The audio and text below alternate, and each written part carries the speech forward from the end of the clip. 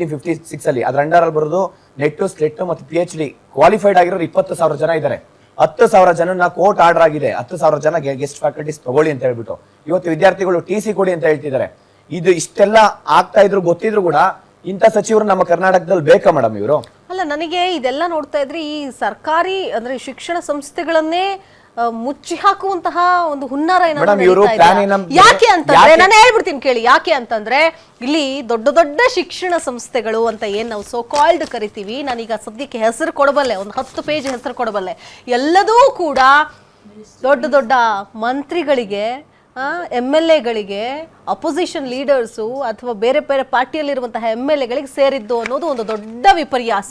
ನಿಮ್ಮ ಶಿಕ್ಷಣ ಸಂಸ್ಥೆ ಮಾತ್ರ ತುಂಬಾ ಚೆನ್ನಾಗಿ ಬೆಳೆಸ್ತೀರಿ, ತುಂಬಾ ಎತ್ತರಕ್ಕೆ ತಗೊಂಡು ಹೋಗ್ತೀರಿ, ಅವಾರ್ಡ್ಗಳನ್ನು ತಗೊಂಡು ಬರ್ತೀರಿ. ನಮ್ಮ ಸಂಸ್ಥೆ ಈ ಗರಿ ಬಂತು ಅಂತ ಮಾನ್ಯ DK ಶಿವಕುಮಾರ್ ಇಂದ DCM ಇಂದ ಹಿಡಿದು ಒಂದು ಸಾಮಾನ್ಯ MLA ವರೆಗೂ ಕೂಡ ಅವರದ್ದೇ ಆದಂತಹ ಸ್ವಂತ ಶಿಕ್ಷಣ ಸಂಸ್ಥೆಗಳನ್ನು ನಡೆಸ್ತಾ ಇದ್ದಾರೆ.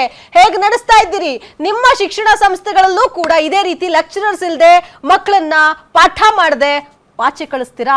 ಬಿಡ್ತಾರಾ? ಲಕ್ಷ ಕೊಟ್ಟಂತಹ ಫೀಸ್ ಕೊಟ್ಟಂತಹ ಪೋಷಕರು ಯಾರು ಬಿಡಲ್ಲ, ಅಲ್ಲಿ ಬಂದು ಪ್ರೊಟೆಸ್ಟ್ ಮಾಡ್ತಾರೆ. ಆದ್ರೆ ಇವತ್ತು ನಮ್ಮ ವಿದ್ಯಾರ್ಥಿಗಳು ಸರ್ಕಾರಿ ಶಾಲೆಯಲ್ಲಿ ಓದ್ತಾ ಇರುವ, ಸರ್ಕಾರಿ ಕಾಲೇಜ್ಗಳಲ್ಲಿ ಓದ್ತಾ ಇರುವಂತಹ ವಿದ್ಯಾರ್ಥಿಗಳು ಬೀದಿಗಿಳಿದು ಹೋರಾಟ ಮಾಡ್ತಾ ಇದ್ದಾರೆ. ಯಾರ ವಿರುದ್ಧ?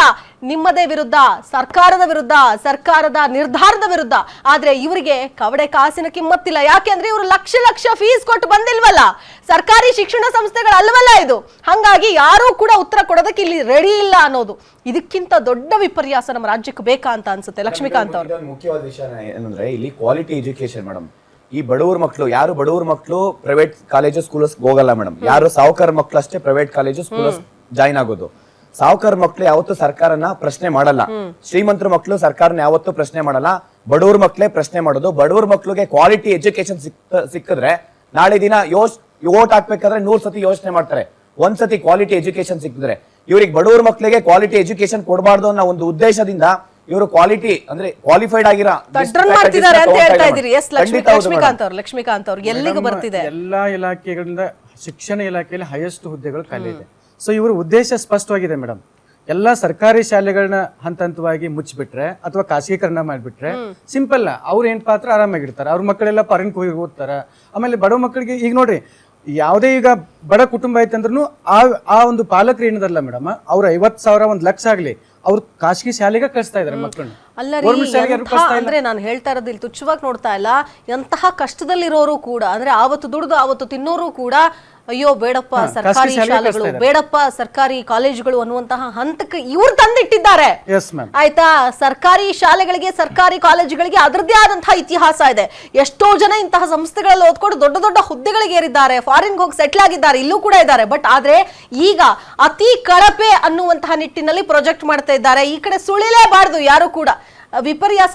ನಾವು ಖುಷಿ ಪಡ್ಬೇಕಿನ್ನು. ಇವತ್ತು ಬಂದು ವಿದ್ಯಾರ್ಥಿಗಳು ಹೊರಗಡೆ ಬಂದು ಕೇಳ್ತಾ ಇದ್ದಾರೆ, ಅವ್ರ ಹಕ್ಕನ್ನ ಕೇಳ್ತಾ ಇದ್ದಾರೆ ಅಂತ ನಾವು ಖುಷಿ ಪಡ್ಬೇಕು ಇವತ್ತು. ಮೇಡಮ್ ಇನ್ನೂ ಮುಂದಿನ ದಿನಗಳಲ್ಲಿ ಇದು ಕೂಡ ಇರಲ್ಲ ಅಂತ ಅನ್ಸುತ್ತೆ. ಆ ವಿದ್ಯಾರ್ಥಿಗಳೇ ಇಲ್ಲ ಅಂದ್ರೆ ಯಾರು ಬರ್ತಾರೆ ಪ್ರೊಟೆಸ್ಟ್ ಮಾಡಕ್ಕೆ? ಸರ್ಕಾರಿ ಶಾಲೆಗಳು ಇನ್ನೊಂದು 2-3 ವರ್ಷ ಅಟ್ಟ ಮೇಡಮ್. 2-3 ವರ್ಷ ಆದ ನಂತರ ಅಂದ್ರೆ ಗೋವಿಂದ ಗೌಡ ಕಾಲದಲ್ಲಿ ಸಾಕಷ್ಟು 1,05,000 ಹುದ್ದೆಗಳನ್ನ ಶಿಕ್ಷಣ ಮಂತ್ರಿಗಳು, ಮಲ್ನಾಡು ಗಾಂಧಿ ಅಂತ ಹೇಳಿ ನಾವು ಕರಿತೀವಿ, ಅವ್ರ ಕಾಲದಲ್ಲಿ ಶಿಕ್ಷಣ ಮಂತ್ರಿಗಳಾಗಿರ್ತಕ್ಕಂಥ ಸಮಯದಲ್ಲಿ ಬಹಳಷ್ಟು ಹುದ್ದೆಗಳನ್ನ ಫಿಲ್ಅಪ್ ಮಾಡಿದ್ರು. ಅದಾದ್ಮೇಲೆ ಅವರೆಲ್ಲ ರಿಟೈರ್ಡ್ ಆಗ್ತಾ ಇದಾರೆ. ಈಗ ಮುಂದಿನ ವರ್ಷಕ್ಕೆ ಮತ್ತೆ 40,000 ವೇಕೆನ್ಸಿ ಖಾಲಿ ಆಗ್ತಾವ. ಹಾಗಾದ್ರೆ ಎಲ್ಲಿಂದ ನೀವು ತುಂಬ್ತೀರಿ? ನೀವು ವೇಕೆನ್ಸಿ ಹೇಳ್ತಾ ಇದ್ದೀರಿ, ರಿಟೈರ್ಡ್ ಆಗ್ತಾ ಇರೋರು ಹೇಳ್ತಾ ಇದ್ದೀರಿ.